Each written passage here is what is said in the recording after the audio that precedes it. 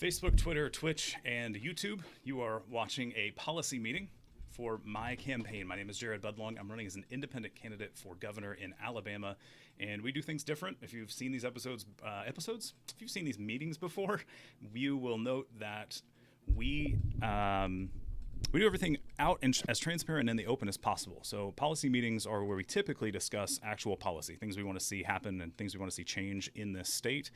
And this is one of those meetings. So if you're watching on Facebook, Twitch, or YouTube, you can put comments in and we can see those now. Twitter, reply, and we'll get back to you afterwards, but we can't see those during the live stream at least. And if you're on TikTok over here, feel free to put comments in the stream, and someone will try to keep up with those and make sure I cover them preferably, or hopefully. It will be me. Yeah, that's Taylor.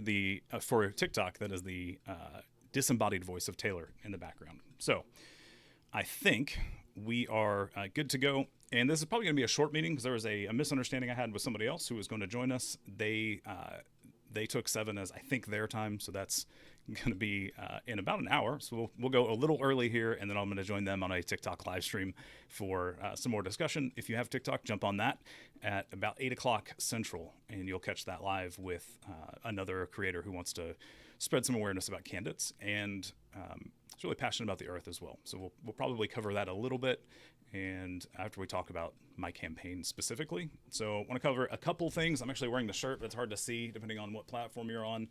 Wearing one of the shirts for the rally coming up on the 26th, because that is next Monday. It is coming up quick. If you were able to ask off for it and show up from 9 until we all have to leave, we're going to have a candlelight vigil after the rally and protest, so it is going to be an all-day ordeal. If you can make it, we would love to see you there. Again, that is the 26th from 9 a.m. until, and it's in Montgomery in front of the Alabama Department of Corrections offices. It's on Ripley Street. I don't have the address off the top of my head, but go look at the Facebook page for the details. They have all of the address and everything else showing up there. And we'd love to see you there. Things are getting frustrating is probably not the right word. Christina's in the chat. Everyone who is directly impacted by the Department of Corrections right now who is involved with the protest is getting retaliated against. Their loved ones on the inside are that we're aware of being relocated or put in segregation or solitary, whatever you want to call it.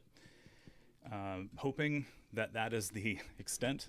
They are prepared for that to go worse, for lack of better terminology. They're prepared to make sacrifices because they are, I think it's okay to say this. Christina, you've mentioned a couple times on other streams, so I'm going to go ahead and mention it.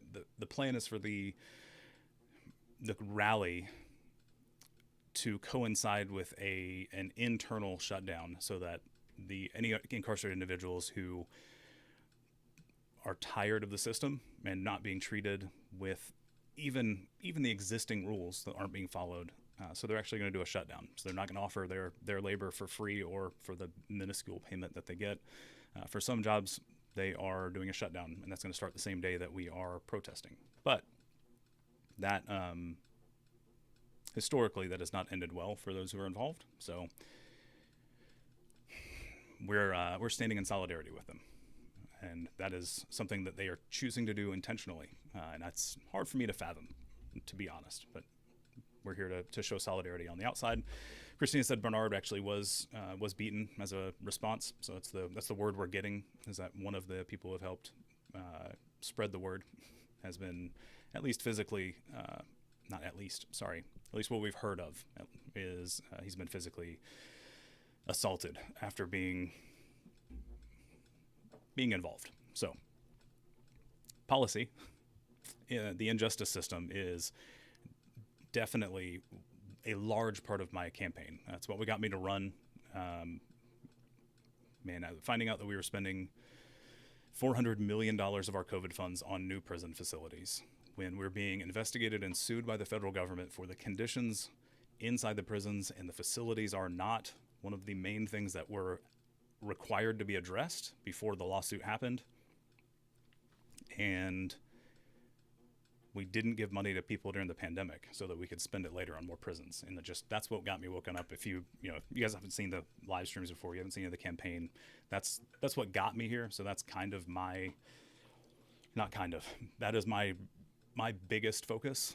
And some people give a little pushback. So this is going to be an off the cuff meeting, by the way, because we thought we had other plans, but we are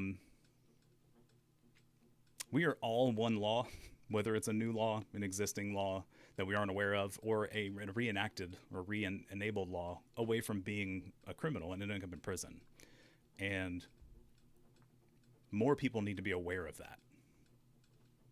Like, I don't know how else to say it other than, look at Roe v. Wade, look at the transgender healthcare bans that have come through our state. Like, if those who are currently in power want you to be a criminal, they'll do it, whether there's any backing for it in reality or not.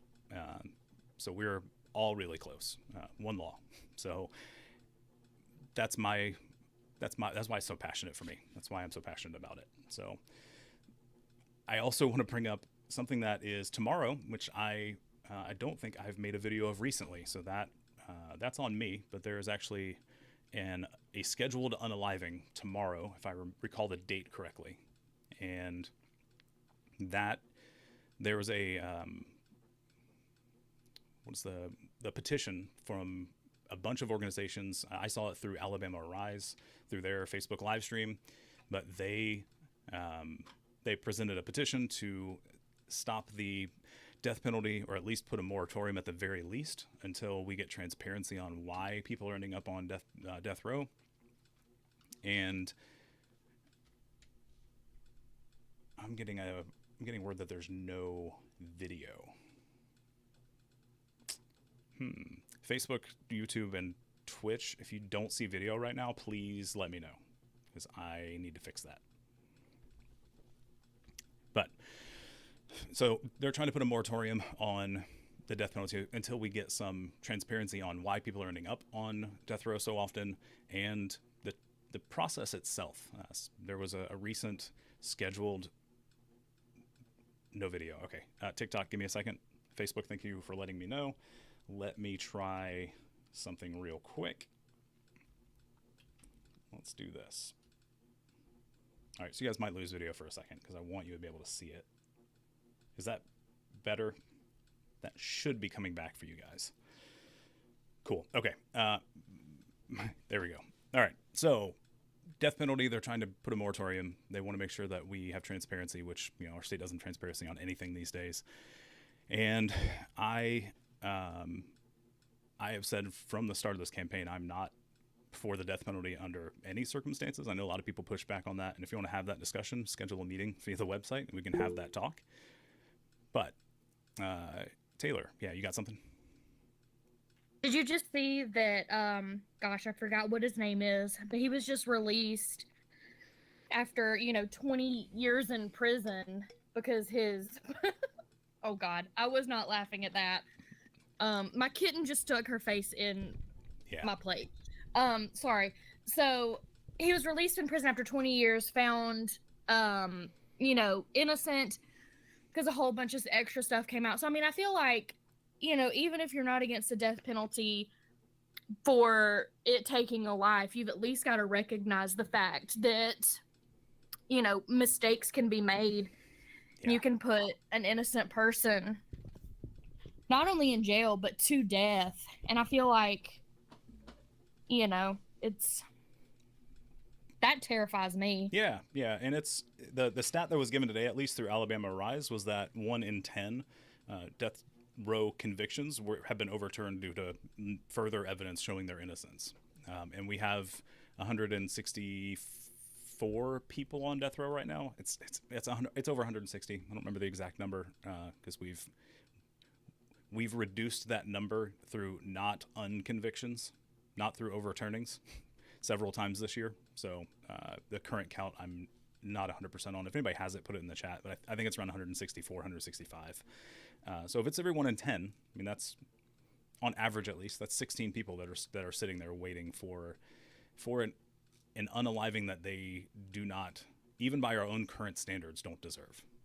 So again, like Taylor said, whether you're against it from a practical and moral standpoint, like we have to admit that there are imperfections in the system, and that should give people pause on wanting to do it as is. So we'll say that. Trying to think. This is an off the cuff thing because I thought we were going to have a different set of content. So let's jump into healthcare a bit, and then Taylor, I'll let you. Was that your hand going up?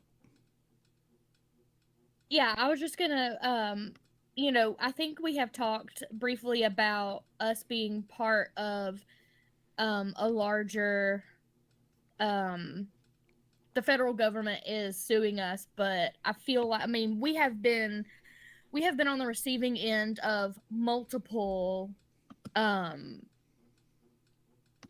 I just lost my word. So this isn't the first time the federal government's been involved in our prison system. That happened in the 70s. Not just federal. Oh, not just yeah. federal, but like legislation problems. We've been sued by actual inmates previously for some pretty gruesome stuff. So I mean, this is not the first time. And I mean, I feel like, sure, they're in prison for it, and I'm using air quotes, a reason, but that does not mean that they deserve to be treated like worse than cattle. Yeah, less than human. 100%. Less than human. Yeah. And a lot of these people are being treated pretty, like, I mean, we're talking like Roman time shit, and it's not a good look. Yeah, like, I mean, like, the fact that it's just cruel. As I see photos and stuff come out from inside through social media, it literally reminds me of scenes from movies like Les Mis. Like, I mean, that's what I'm reminded of, and not in a hyperbolic way. Like, I mean, practically dirt floors. I mean, they're concrete, but they're not clean. So let's just, it's practically dirt floors, toilets that don't work. For instance, like just a random stat. I mean, there are facilities that have 1 or 2 working restrooms and showers for hundreds of people. Like 1 or 2 toilet showers for hundreds of people. And like that, no one should have to live in that condition. And on top of that, you've got food that is, I've been told, I haven't seen this yet, but it doesn't surprise me that there is, food being served that literally the containers it comes in says not fit for human consumption. There's also, I know someone who works healthcare in a prison system, and if you're on either suicide watch or in solitary confinement, you get some kind of like nutritional loaf. That is, I'm not aware of. Yeah, it's a nutritional loaf, and they were telling me, they were like, it's pretty much inhumane. Yeah. Because I feel like, you've got somebody on suicide watch and you give them a nutritional loaf, I'm like, come on now. I understand not wanting to give them anything they can harm themselves with, but don't. That's yeah. Well, that in the sorry, like I agree. I don't want to use the word interesting, but it's the word that comes to mind, and we're live, so we're going to use it. The interesting thing to pair that with, or to kind of compare that with mentally, is like our prisons have drugs coming in, even during the height of COVID when no one was allowed to visit. Yeah. Like they literally, people are overdosing regularly, and it's not an occasional thing. I mean, very regularly people are overdosing, and what movie is it? It's was it Scream, where the call was coming from inside the house, right? Like, the call was coming. Yeah, like that's what pops in my head, is like, oh, like the drugs are coming from inside the house. Like they're coming in, not all of it. Like there's stuff that gets thrown over the fence and things because they don't have enough staff to keep an eye on it. But it is known by those on the inside and their loved ones that some of the contraband, whether it's phones, whether it's whether it's drugs or anything else, comes in through, through guards as well. And, the whole system right now is not good for anybody. And that's something other people don't fully get, is we're actually not just talking about the those who are incarcerated like that. I'm worried about them. And that's a large focus for me because they don't have a choice, but also the people who work there aren't safe. Oh, I've been told some pretty horrifying stories, that it's worse than we think. I'm not sure if I can specifically share them, but if you want to do it without names and telling which facility, and it's up to you. I mean, if it's not your story to tell, it's not your story to tell. I have to respect that because I've been asked not to on several things on my end too. So, well, I can tell, no facility and no, someone, I believe they have HIV, and they're not in their right state of mind, and they have not been taking their HIV meds, and they are getting progressively sicker with a specific issue, and the doctors are kind of not doing everything they can do to get this person help. And that's just negligence. You take a Hippocratic oath, and they're just kind of watching this person die and not doing anything. But so along that point, because it's being brought up in the chat, and sorry for everybody else, I can't pull up the comments like I normally do, because if I do, my video goes away. So we're gonna leave it as is. I see your comments coming through. I just can't click on them to show them. There are instances on tape where medical neglect is happening on the regular, and we've gotten temporary help with public outcry. If anybody remembers the video from I guess a month and a half ago, somewhere around there, with William Davis, going off memory, but William Davis, I think he had a colostomy bag that was he was having to reuse for days on end, which I've heard isn't technically uncommon, but you have to be able to sanitize it regularly. And if you're in a facility that doesn't have fully functional bathrooms and available for everyone, you're not going to be able to sanitize that.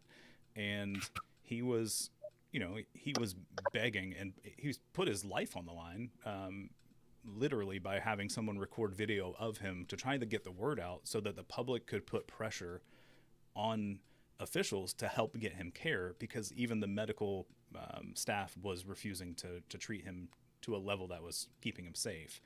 And there's another instance, I don't remember this person's name, so if you're in the chat, Dion or Christina, if you remember the person's name, it was more recent than Mr. Davis, but there was somebody who ended up being handcuffed and beaten against a chain link fence, who was actually dealing with a ruptured appendix, and they thought he was just whatever. What they thought doesn't matter. He was in pain, was trying to tell them that something was wrong, and they ended up essentially beating him against a chain link fence while he was dealing with a ruptured appendix.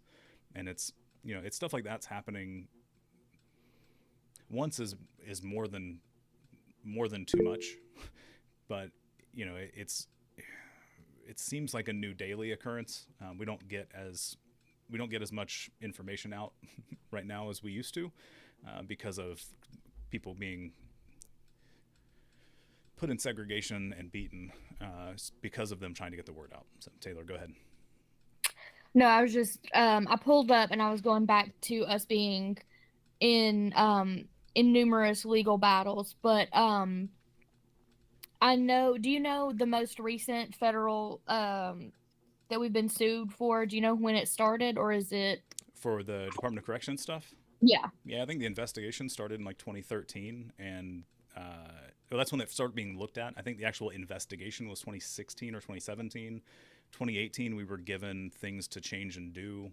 We didn't, and then they filed a lawsuit in either 2020 or 2021. And the court date is currently set, I believe, for 2024, the last time I checked. Okay, so I have some little, I know I've talked about this person a lot, but so December 5th, 2016, a kid named Jamie was the first to testify in the federal trial over a lawsuit by inmates claiming that a failure to provide adequate mental health care in Alabama prisons violates the Constitution. It said ADOC systematically puts the health and lives of prisoners at risk by ignoring their medical and mental health needs and discriminating against prisoners with disabilities, violations of federal law by a prison system that has one of the highest mortality rates in the country. The SPLC and the Alabama Disabilities Advocacy Program filed suit to end the deplorable conditions in Alabama. That's in 2016. Yeah. Shortly before, Slight correction. 2019 was when the suit was filed. Dion corrected me in the chat. Shortly before filing the lawsuit, the SPLC and ADAP released a report on the conditions within the Alabama prisons, and it's called Cruel Confinement, Abuse, Discrimination, and Death Within Alabama's Prisons. So I might have to read that. The report's findings were based on inspections of Alabama prisons, interviews with prisoners, and a review of medical records, depositions, and media accounts, as well as the policies, contracts, and reports. The lawsuit describes how prisoners, including those with disabilities and serious physical and mental illnesses, were confined to prisons where discrimination and dangerous, sometimes life-threatening conditions, strokes, amputations, and prisoner deaths that may have been prevented with proper care are detailed in the lawsuit. The department had a policy and practice of not treating hepatitis C, which I think that's the one that's highly treatable. In 2014, 2,280 prisoners in ADOC custody had been diagnosed with it, but only 7 prisoners were receiving treatment. And a prisoner at Holman Correctional Facility died of complications from Hep C. Okay, and then I'm sure I've read this to you before, but it bears repeating. A prisoner who had survived prostate cancer had a blood test indicating his cancer had probably returned, but no follow-up test was given until a year and a half later. By that time, it was terminal, and he died. A prisoner was stabbed 15 times with an ice pick, did not have his wounds cleaned or treated, but instead he was placed in segregation for 3 months. He had a cracked lens in his right eye. And he was told that it would not be treated because you still had one good eye. And then it goes on and on. And so, and that's in the I mean, the recent, but in the past, and then that is still happening. So right. Roy Townsend was one of the most recent medical neglect deaths that I'm aware of, and his was cancer related. And essentially, he was left untreated, is what it sounds like. He was left untreated after, if they had done their routine checkup as expected, including blood panels, they should have detected the cancer on a previous checkup, and didn't tell him. The medical records that I'm aware of aren't public at this point, so we don't know what's officially on the report at all. But my understanding is that it should have already been detectable at the last checkup he had, because it was 6, 8, maybe 12 months prior, and he ended up getting cancer in his hips. Was the reason I'm aware of that is because the video that surfaced was him not being able to leave his bed in the middle of the night because of the pain. He didn't want to fall over and get hurt further, so he ended up soiling himself in the middle of the night, and some inmates were helping him change his clothes and everything the next day, and they were saying there's a problem with his hip. We don't know if it's broken or what it is. It turns out later on they found out it was ended up being cancer in his hip.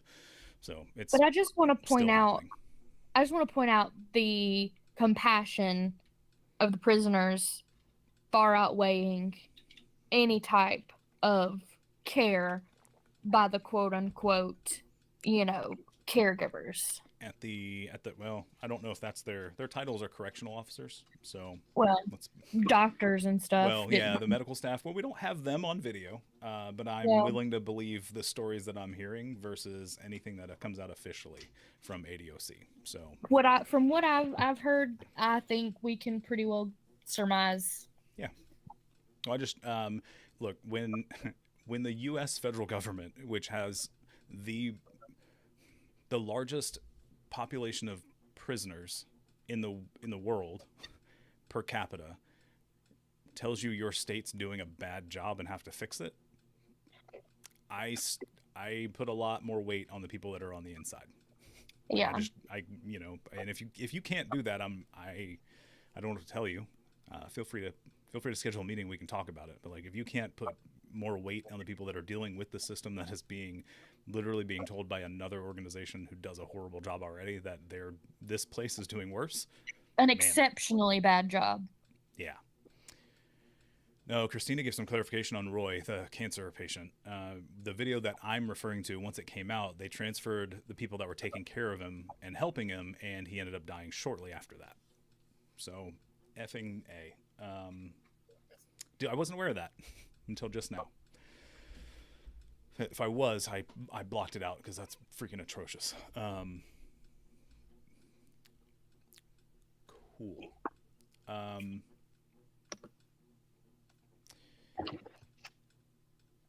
September 26th, 9 a.m. If you can make it, please do. It'll be in Montgomery on a Monday, but the whole point is to make it public and make it in front of the people who are directly involved. They can't make a lot of the changes that are being asked for, and those who are asking, again, it's not my protest, not my rally, but the demands that are being asked aren't something ADOC necessarily can fix. Some of the things I think they can, because it's, some of it's just, hey, like, maybe follow the rules and treat people like humans, and they could do that. But some of the other things are, the reason there's so many people inside the prisons anyway. It deals with the overcrowding, recidivism rates, and all of that. The ADOC can't do those directly, but they're the ones who are currently overseeing the process and not doing everything they can to at least follow their own rules. So the protest is happening there. And part of the reason they're partnering with everybody on the inside is so that there's a pressure on the money side. And that's something we talk about regularly on the campaign. Like, our prisons have a high profit motive. I'll say that. And some people push back and say, well, I mean, they're not private prisons. Like, okay, that's fine. They're not private prisons. Okay. But they're still motivated by profit. Like, even if you don't count the actual Alabama Correctional Industries profit and loss statements every year that they put out on the products that we make and sell through our slave labor through prisons, you can count just the privatized sectors that are inside the prison. So the healthcare, private company; food, private company; telephone to call loved ones, private company. If you want to send a gift package, you have to buy it from very specific, either specific vendors, or you have to buy specific products. If somebody, Christina or Diane, if you want to comment on that one, I haven't gone through that process specifically. So if you want to give some clarification on the gift packages you can buy, please do. But even if you take out the official state parts, the fact that we have parts of the prison that aren't run by the state means it's done by private industry. Like, it's not a nonprofit running those things. And even if it was, like, there's still a concern. No matter who's running it, you got to be careful of how things get implemented. But when there's a profit motive, you end up with people taking advantage of that system, like the warden in Etowah County a few years ago, who skimmed money off the food budget to buy I believe $1 million mansion, if I'm going off memory at this point. I don't remember the exact price tag, but it was a mansion he paid for after skimming food money. He was not using the full budget because he wasn't supposed to take the money and buy a mansion, but the food budget was discretionary. Like, you didn't have to use the whole budget. And that's how he was able to kind of, skim it off the top and take it home. Thankfully, he got greedy and did it so much he got caught, because otherwise, he could have just been doing it and laundering it efficiently. Not that that's a good thing, but I'm glad he got caught. That's just trashy. It's rough, and it's not the first time. It's not the only time that's happened. Like, the one that's closest to me, the facility that's closest to me, was caught in a similar problem where the food budget wasn't fully spent, and it was, I think, $750,000 that was taken across a period of time. I don't have the details in front of me, so I'm not going to try and quote it, go look it up. I think it was Holman Correctional where that happened. But it's, it's not uncommon if there's a loophole or a spot where people can take advantage of the system, they will. Sure. So I want to jump over to like healthcare real quick. It's a policy meeting. We didn't have a specific plan, so we'll talk about healthcare.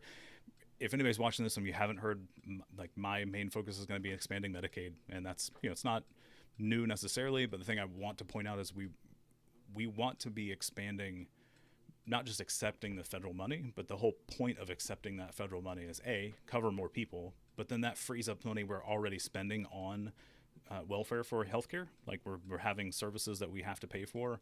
We can then reallocate that money towards things like mental health care, or helping potentially reopen hospitals that are in rural areas that have had to close because they don't have enough resources. Taylor, go ahead. It's just a fact that I think everybody needs to be aware of.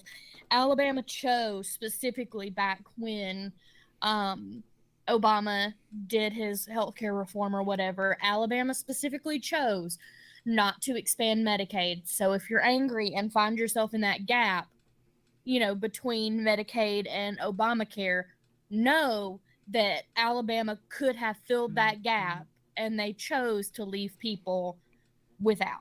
Yeah. So, we aren't alone, but we did it. We didn't do it. However you want to phrase that. We intentionally chose not to accept that extra funding. And the part that's really mind-boggling that I don't think enough people understand unless you look into it, for every dollar we would need to spend on this new expansion, 90% of that's covered by the federal funding. So when we're talking about expanding Medicaid, we're only talking about spending 10 cents on a dollar. And doing this whole process actually frees up money to be spent in other places. And then I don't think anybody can do the calculations because it's such a wide possibility on how much it can be improved, but the economy will be directly impacted because people will have access to healthcare and be able to actually get well and do work. Like, we talk about wanting to get people back to work, but we don't want to do the thing that literally would long-term do a ton of good for people in their health, but also improve the economy, which is just, it's wild that other humans wouldn't want to help other humans in that regard. It's wild to me that people don't, it's like you said, people don't want to, or humans don't want to help other humans. It's wild to me that somebody's like, wow, you're sick, sucks. Yeah. It sucks for you. I know there are so many things we could do, but man, that just sucks. Yeah. Oh, Richard, thank you. One of the other candidates in our state, Richard, mentioned it could potentially create 55,000 jobs just that we know of, right? That's just the stuff that we're aware of. 55,000 jobs included in that. So Diane brought up brought up some of the private vendors we were talking about. So if you want to buy care packages, that is a private vendor who also handles the commissary. So if they want to get extra things from the inside, it's done through Access Corrections. If you want to get them shoes, so if you want to get your loved one's shoes inside, you have to buy it through Alabama Inmate Packages. And then the phone company is Secure Us, which I was aware of, but it's not cheap either. Like the phone calls are. Go look it up. I don't have the numbers in front of me, but it should shock you, unless you're already familiar. But if you don't know, go look it up. And then the inmate who died with the busted appendix, which makes sense that he passed. I didn't recall that being the case. Was Vontae? His nickname was Meatball. But yeah, thank you for bringing that up in the comments, so we can at least have a name on the record, because I would much rather share their names than anybody else involved. Their names don't need to be repeated. Don't deserve the attention. So that's healthcare. So, expanding Medicaid, but all the benefits that come from that, go look up at people that have actually been looking at this for nearly a decade since it was offered. There's lots of potential for Alabama if we do this. And then education is the last piece.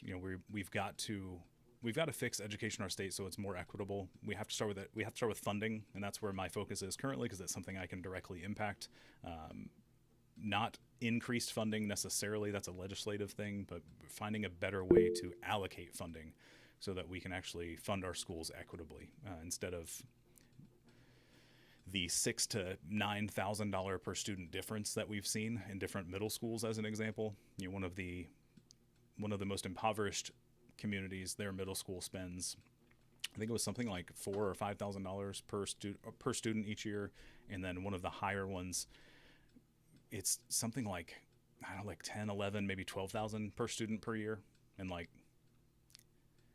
that should be like, that shouldn't be the way we educate our youth. Like, there shouldn't be that much of a difference. I'm not gonna say there won't be a difference, but good, like, mostly because the smaller amount isn't enough. Like, if we want to find some way to give other people more money through whatever, let's talk about that. We can.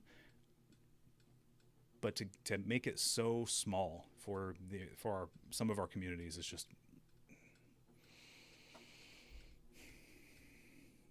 inexcusable, is the word I'm going to use. So Austin said, I don't know if it's even possible, but the work that inmates do while serving time, is there any way they could get paid at least minimum wage? Austin, is there a way to? Yeah. I mean, everything is possible. We have to have the right people to want to do that. Our state doesn't have a it doesn't have a state minimum wage, so we would literally just have to want to. And like, we don't want to give them quality food and healthcare while they're there. We definitely, by we, I mean the colloquial Alabama government. We don't want to give them the bare necessities to stay alive, much less pay them for the free labor that they have now. Like, our budget for the ADOC officially is something in the $700,000 range, $700 million, sorry, each year. And that doesn't account for all the stuff they're doing for free. Like, that's what I keep, man, as soon as we can do an audit and do an actual full audit and then talk about all the ways that money is coming and passing through ADOC that nobody talks about, then we can start talking about all the positions that are being filled with free labor currently. And that's what the shutdown is for. Like, that's part of the point, is like, hey, you're already low on staff. Good luck when we don't do anything for free. And that's kind of the point of that shutdown, is hit them where it hurts, is the idea. So, prove a point and try to get some change. Oakdale Curtis.